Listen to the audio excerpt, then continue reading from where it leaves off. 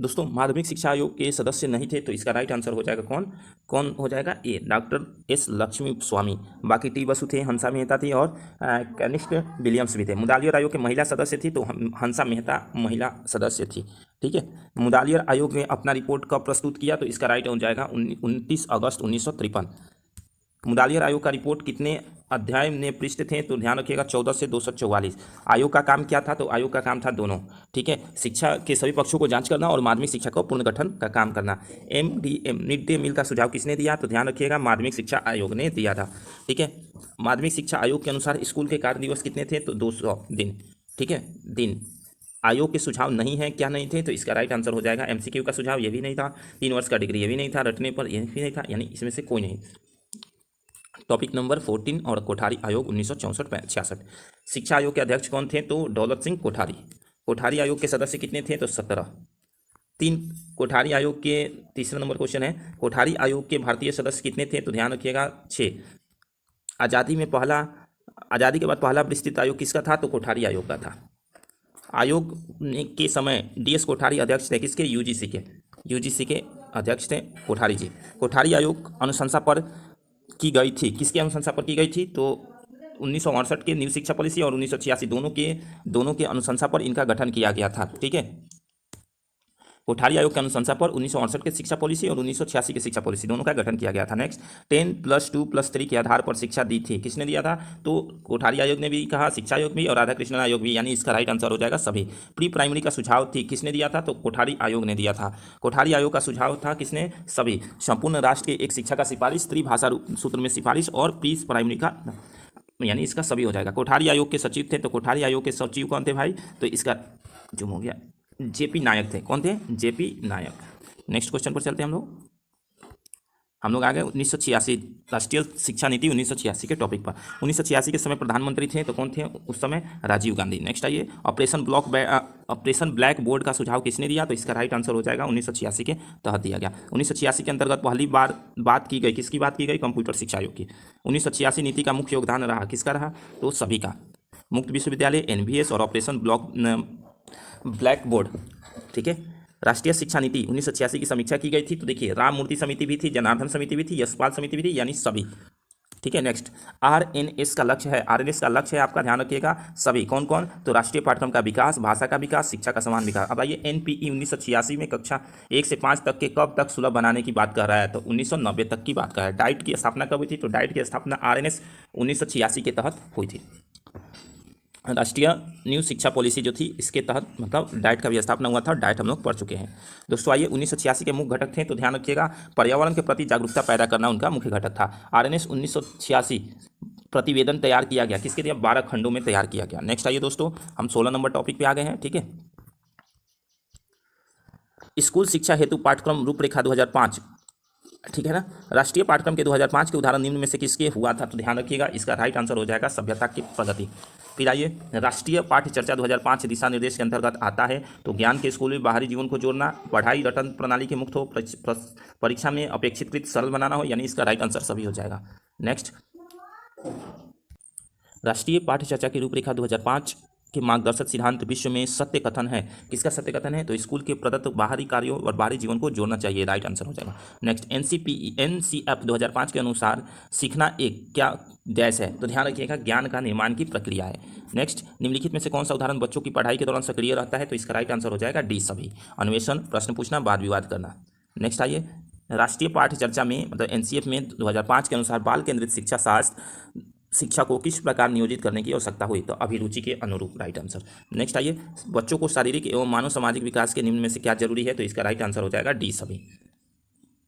NCF 2005 के अनुसार कक्षा में शिक्षक की भूमिका होनी चाहिए एक उत्प्रेरक के रूप में। ठीक है, नेक्स्ट आइए, NCF 2005 के अनुसार बच्चों को आकलन का सही तरीका होना चाहिए, क्या है? दैनिक गतिविधियां। नेक्स्ट आ जाइए दोस्तों, NCF 2005 में किस उद्देश्य था? उनका उद्देश्य था शिक्षा बिना बोझ का हो। नेक्स्ट, पूर्व प्राथमिक एवं प्राथमिक शिक्षा। हमारा प्राथमिक शिक्षा का पाठ्यक्रम कैसा था? तो ध्यान रखिएगा संकुचित और पुराना था। नेक्स्ट, प्राथमिक शिक्षा के पाठ्यक्रम का दोष है, तो ध्यान रखिएगा D, अत्यधिक संकुचित रखने पर बल और केवल साहित्य सैद्धांतिक। किस सम्मेलन में एशिया के प्रतिनिधित्व शामिल थे? तो ध्यान रखिएगा 1960 के प्राथमिक सम्मेलन में एशिया के प्रतिनिधित्व भी उसमें शामिल हुए थे। प्राचीन काल में प्राचीन काल में पाठ्यक्रम में शामिल नहीं था, तो ध्यान रखिएगा गणित उस समय पाठ्यक्रम में शामिल नहीं था। नेक्स्ट की तरफ चलते हैं। एडम ने कब कब प्राथमिक शिक्षा को लेकर प्रतिवेदन दिया, तो ध्यान रखिएगा उन्होंने 1835, 36 और 1840 में तीनों बार उन्होंने अपना प्रतिवेदन दिया प्राथमिक शिक्षा को लेकर, यानी इसका राइट आंसर हो जाएगा सभी। निम्न में से कौन से प्राथमिक शिक्षा के सुधार के लिए कार्य किए गए हैं, तो इसका राइट आंसर हो जाएगा ईसाई, मशीनरी, एडम, साटाग और यानी सभी। फिर आइए नेक्स्ट, प्राथमिक शिक्षा की समस्या थी, प्राथमिक शिक्षा की समस्या, अनुसंधान की समस्या, पाठ्यक्रम की समस्या, आर्थिक समस्या, यानी डी सभी। ठीक है। नेक्स्ट, प्राथमिक शिक्षा के समेकित अधिगमन का तात्पर्य है, तो इसका हो जाएगा राइट आंसर डी, राष्ट्रीय लक्ष्यों की प्राप्ति, शैक्षिक सुधार, सर्वोमुखी कार्यक्रम।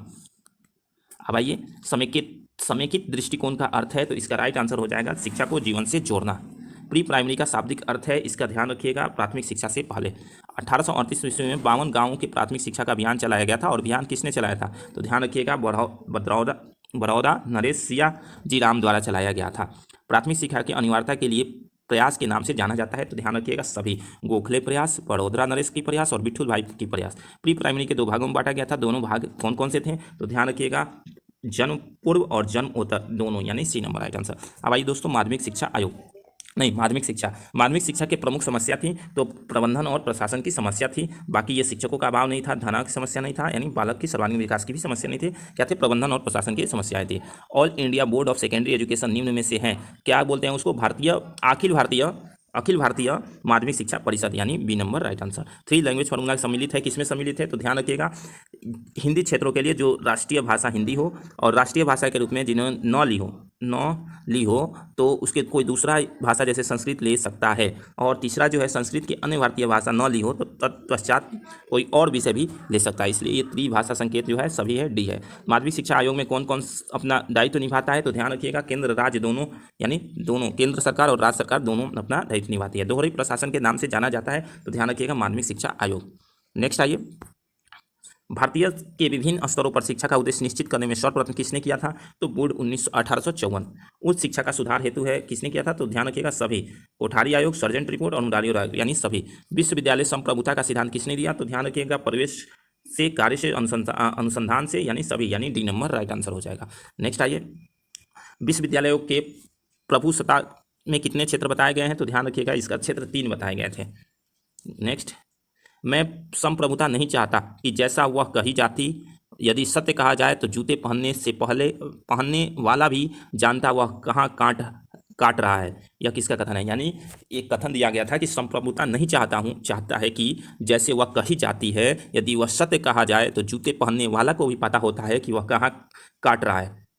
यह कथन किसका है, तो इसका राइट आंसर हो जाएगा मुडालियर साहब का था। ठीक है। हमारे देश में उच्च शिक्षा प्राप्त करने वाले का अनुपात कितना है, तो ध्यान रखिएगा 1 और 40। उच्च शिक्षा का दोषापूर्ण का भाव निम्न में से है, तो ध्यान रखिएगा अनुशासनहीनता, असंतोषजनक परीक्षा प्रणाली, दोषपूर्ण पाठ्यक्रम, यानी डी सभी। उच्च शिक्षा का कार्य है, तो ध्यान रखिएगा सभी हो जाएगा। नेक्स्ट, किस आयोग का सुझाव था कि पीएचडी और बीएड के बालक अध्यापकों को वेतन में वृद्धि हो, तो ध्यान रखिएगा इसका सभी राइट आंसर हो जाएगा। नेक्स्ट, सेवारत अध्यापक शिक्षा के प्रयोग की जाने वाली प्रविधि थी, तो इसका राइट आंसर हो जाएगा डी सभी। पहला अध्यापक शिक्षा आयोग का गठन किसकी अध्यक्षता में हुई, तो चट्टोपाध्याय कमीशन के बात हुई थी। एकीकृत अध्यापक शिक्षा कार्यक्रम को संचालित करता है, तो ध्यान रखिएगा क्षेत्रीय शिक्षा संस्थान। किस वर्ष राष्ट्रीय अध्यापक शिक्षा परिषद अधिनियम एक्ट तैयार किया गया, तो ध्यान रखिए 1953 में। किस वर्ष राष्ट्रीय अध्यापक शिक्षा की स्थापना की गई, तो ध्यान रखिए 1973 में। नेक्स्ट, अध्यापक शिक्षा के गांधीवादी उद्देश्य थे, तो अहिंसा, सत्यता, आत्मसम्मान, आत्मज्ञान एवं कार्य की महानता पर बल देना।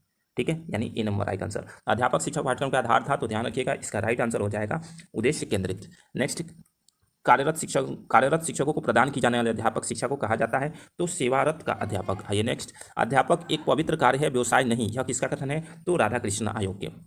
नेक्स्ट, शिक्षकों के मूल्यांकन का सर्वोत्तम तरीका है, क्या है, अधिकारियों द्वारा मूल्यांकन। नेक्स्ट, अध्यापक शिक्षा के व्यापक विद्यालय की स्तुति की गई थी, तो कोठारी आयोग द्वारा 1964 और 66 में। अध्यापक शिक्षा की राष्ट्रीयकरण हुआ, कब हुआ राष्ट्रीयकरण, तो 1995 में। अध्यापकों को प्रतिबंध होना चाहिए, किसके द्वारा, विद्यार्थी एवं समाज के प्रति। अध्यापक राष्ट्र के भाग्य निर्णायक का है, कथन किसका है यह, तो ध्यान रखिएगा ए नंबर साहब हुमायूं कबीर का। नेक्स्ट, प्रौढ़ शिक्षा, NLM का फुल फॉर्म क्या है, तो राष्ट्रीय साक्षरता मिशन, राइट आंसर। NLM का कार्य क्या था, तो ध्यान रखिएगा कि 15 से 35 वर्ष की आयु के अनपढ़ लोगों को शिक्षा देना और 10 से 20 वर्ष की आयु के लोगों को क्या करना, शिक्षा देना। ठीक है, क्लियर है। यानी इसका राइट आंसर हो जाएगा 15 से 35 वर्ष के जो अनपढ़ बच्चे हो गए उनको लिखना सिखाना, कम से कम नाम तक सिखाना, ये कार्य था उनका। ठीक है। राष्ट्रीय साक्षरता मिशन के व्यवस्थित रूप से कार्य करने में लगा कौन, 1988 से जब राष्ट्रीय साक्षरता मिशन में कंटिन्यू काम करने लगा 1988 से। प्रौढ़ शिक्षा का अन्य नाम था, तो ध्यान रखिएगा, प्रौढ़ शिक्षा का सामाजिक शिक्षा, आधारभूत शिक्षा, ग्राम उपयोगी शिक्षा, जन समूह शिक्षा और सभी। इसका राइट आंसर हो जाएगा ई। सबसे पहले प्रौढ़ शिक्षा का उद्देश्य था तो पढ़ना लिखना, गणितीय जानकारी रखना, और डी सभी। निरक्षरता निवारण आंदोलन कब और कहाँ शुरू हुआ, तो ध्यान रखिएगा, इसका राइट आंसर हो जाएगा 1999 पंजाब में शुरू हुआ। रात्रि का पाठशाला जुड़ी हुई है, किससे जुड़ी है, प्रौढ़ शिक्षा से। 1939 में कहाँ प्रौढ़ शिक्षा परिषद की स्थापना हुई, तो बी, मुंबई में। सन 1947 में कुल अडल्ट विद्यालयों की संख्या 9825 किस राज्यों में थी, तो ध्यान रखिएगा उत्तर प्रदेश में। आइए, दूरस्थ शिक्षा प्रणाली, दूरस्थ शिक्षा का अन्य नाम था, तो ध्यान रखिएगा इसका अन्य नाम था एक्सटर्नल स्टडी। नेक्स्ट, शिक्षकों की सभी स्तरों पर अध्ययन के विभिन्न प्रकार के शिक्षा केंद्र निरुतर तत्कालीन निरीक्षण में नहीं है, उसे दूरवर्ती शिक्षा कहा जाता है। यह किसका कथन है, तो ध्यान रखिएगा इसका राइट आंसर हो जाएगा होमवर्क में। दूरस्थ शिक्षा के सदी का देन है, तो ध्यान रखिएगा 20वीं सदी का देन है। और नेक्स्ट, निम्न में से मुक्त विश्वविद्यालय नहीं है, तो इसका राइट आंसर हो जाएगा छत्रपति साहू जी महाराज विश्वविद्यालय इसमें मुक्त नहीं है। मुक्त विश्वविद्यालय की विशेषता है तो आसान प्रवेश, गृह आधारित शिक्षा, स्वयं की अनुमति की शिक्षा, यानी डी का राइट आंसर हो जाएगा। नेक्स्ट, दूरस्थ शिक्षा के शिक्षण की पद्धति है, तो डी नंबर इसका राइट आंसर है। दूरस्थ शिक्षा सबसे पहले कहाँ स्टार्ट हुई थी, तो इसका अमेरिका में स्टार्ट हुई थी। दूरस्थ शिक्षा का लाभ है, क्या लाभ है, तो सस्ती शिक्षा, कॉलेज नहीं जाने वाली शिक्षा और काम करते हुए पढ़ने वाली शिक्षा, इसका राइट आंसर डी हो जाएगा। ईमेल वीडियो कॉन्फ्रेंसिंग की सहायता से क्लास ली जाती है।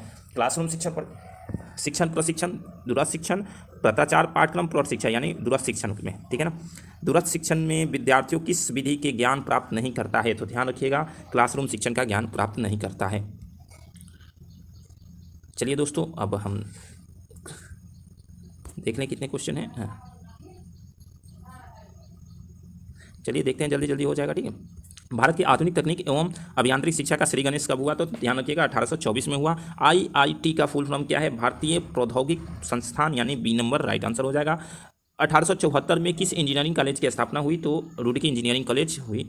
तकनीकी एवं व्यावसायिक शिक्षा के 3 स्तरों पर विभाजित किया गया, उनमें से निम्न में से कौन सा नहीं है, तो डी, प्राथमिक स्तर पर नहीं है। राष्ट्रीय संपदा और संपदा की तभी होगी जब तकनीक शिक्षा की बढ़ावा दिया जाए, व्यावसायिक शिक्षा की बढ़ावा दिया जाए, यानी दोनों। गुणों में वृद्धि के राष्ट्रीय एवं राजकीय अभिकरण कौन कौन है, तो मंत्री मौलाना अबुल कलाम आज़ाद। 1953 में वैज्ञानिक अनुसंधान मंत्रालय के कार्य किसने सौंपा, तो अबुल कलाम आज़ाद ने। केंद्रीय सलाहकार की प्रमुख शैक्षिक सलाहकार मंडल परिषद समिति थी, तो डी सभी। परामर्शदाता मंडल के भारत सरकार द्वारा कितने सदस्यों को मनोनीत की गई थी, तो 15। परामर्शदाता मंडल के कितने महिलाएं सदस्य थी, तो ध्यान रखिएगा ए, 4 नंबर। शिक्षा मंत्री किससे मिलाइएगा, तो राज्य स्तर से मिलाइएगा। ठीक है। ब्लॉक शिक्षा अधिकारी यानी ब्लॉक स्तर पर, जिला शिक्षा अधिकारी जिला स्तर पर, इसका मिला लीजिएगा, पढ़ लीजिए क्वेश्चन यहाँ से। ठीक है। और मैच करके मतलब ए नंबर आपका आ जाएगा। नेक्स्ट, NIEPA का फुल फॉर्म क्या है, तो राष्ट्रीय शैक्षिक योजना एवं प्रशासन संस्था। NCTE राष्ट्रीय स्तर, NCERT और NCTE और NAAC है। ठीक है ना। NCERT का फुल फॉर्म क्या है, तो आपको पता होगा कि राष्ट्रीय शैक्षिक अनुसंधान एवं परीक्षण परिषद। ठीक है। NCERT की स्थापना कब हुई थी, तो 1961 में हुई थी, 1 सितंबर 1961 में हुई थी। NCERT का मुख्यालय कहाँ था, तो इसका राइट आंसर हो जाएगा बेंगलुरु में, सॉरी नई दिल्ली में। कहाँ, नई दिल्ली में।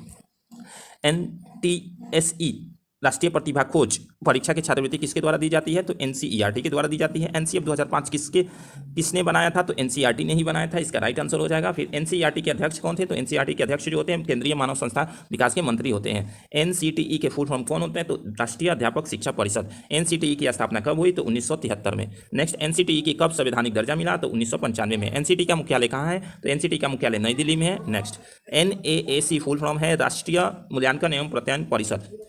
NAAC किसने स्थापित किया, तो ध्यान रखिएगा 1986 के सिफारिश पर UGC। NAAC की स्थापना कब हुई थी, 1994 में हुई थी। नेक्स्ट आइए 1926 राज्य स्तरीय SCERT राज्य शैक्षिक अनुसंधान परिषद। SCERT दिल्ली की स्थापना कब हुई थी, 1988 में।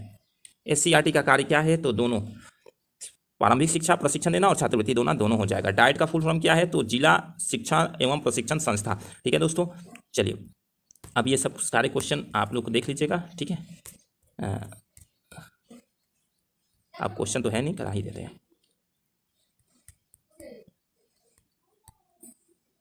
शिक्षा में व्यवसायीकरण का अर्थ क्या है? तो देखिए, जीविकोपार्जन शिक्षा देना, यही एक व्यवसायिक है काम उनका। शिक्षा में व्यवसाय की आवश्यकता क्यों पड़ी? तो ध्यान रखिएगा, इसका राइट आंसर होगा डी, आर्थिक विकास के लिए, बेरोजगारी की समस्या को हल करने के लिए, आत्मसंतुष्टिता के लिए। ठीक है, माध्यमिक शिक्षा आयोग के अनुसार व्यवसायिक शिक्षा की धीमी गति का कारण क्या था? तो इसका राइट आंसर हो जाएगा सभी। नेक्स्ट, राष्ट्रीय माध्यमिक शिक्षा अभियान RMSA का फुल फॉर्म क्या होता है? तो ध्यान रखिएगा, राष्ट्रीय माध्यमिक शिक्षा आयोग इसका राइट आंसर होता है। RMSA का गठन कब हुआ था? तो 1909 में हुआ था। ठीक है, RMS का नारा क्या था? तो पढ़े चलो बढ़े चलो। ठीक है, नेक्स्ट है, RMSA का गठन किस पंचवर्षीय योजना के तहत हुआ? तो इसका राइट आंसर हो जाएगा 11 वर्षीय पंच योजना के तहत हुआ। RMSA का उद्देश्य था, तो देखिए इसका राइट आंसर हो जाएगा डी, शिक्षा में निजीकरण की। और निजीकरण का अर्थ क्या है? तो ध्यान रखिए कि सबका क्षेत्र हो जाएगा। ठीक है, निजीकरण का एक समान प्रक्रिया जिसके द्वारा निजी क्षेत्रों में सरकारी उद्यम एवं मालिक बन जाता है, क्या है इसका कथन है? तो बारबराली और जॉन्स मिलियंस, यानी दोनों के, नील्स के दोनों को कथन है। ठीक है दोस्तों, तो चलिए मिलते हैं हम अपने कल की क्लास में, और आपका यह पूर्णतः क्लास कंप्लीट हुआ। धन्यवाद।